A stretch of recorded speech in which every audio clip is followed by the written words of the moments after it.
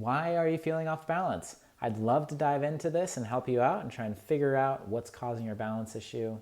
Welcome to the Vertigo Recovery Doctor. I'm Dr. Kevin Smith, and I want to help you with your balance and vertigo, and not only try and figure out what's causing it, but how you can recover. The best way to get my help is if you hit the subscribe button and hit that little bell to get notified on when I come out with new content. Now, if you're not experiencing any dizziness or vertigo, we're going to get into some of the causes of balance issues. If you are experiencing dizziness or vertigo, check out my free ebook below, sign up for my newsletter, it'll get dropped into your inbox, or you can check out my video that I've made on 5 most common causes of vertigo. So if you haven't had any dizziness, then some things to look at on what might be causing your balance issue are muscle weakness.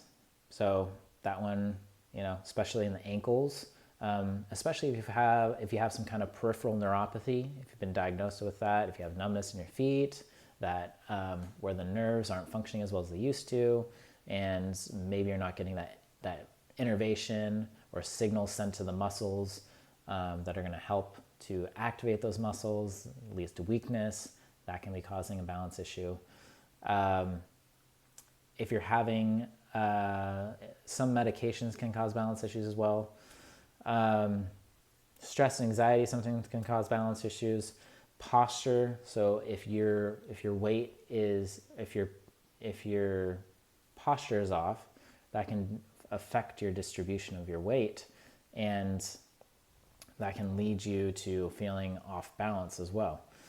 Now, interesting condition might be if you're just having balance issues, it's a new onset, and you've had dizziness in the past.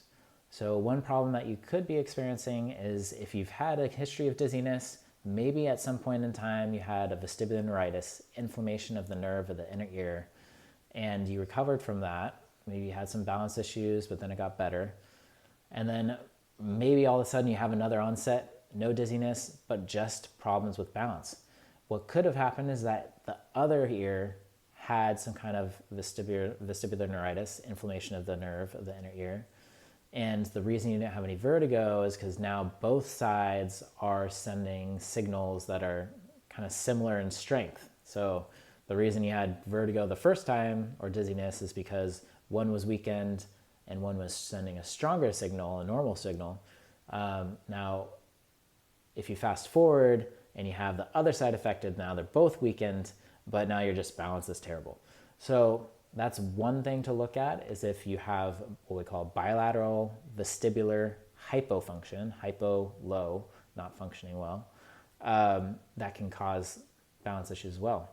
If your balance issue is fleeting and it happens when you're looking up or bending forward, you also need to rule out BPPV. Most often people experience some kind of spinning or dizziness, but sometimes people just feel off balance when they're changing positions, and they do test positive for BPPV. That's a quick fix, so make sure you get that fixed.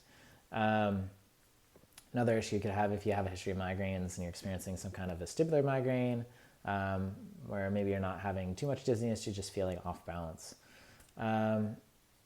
Those are a lot of the conditions that could be causing balance issues without dizziness, besides some other more rare problems.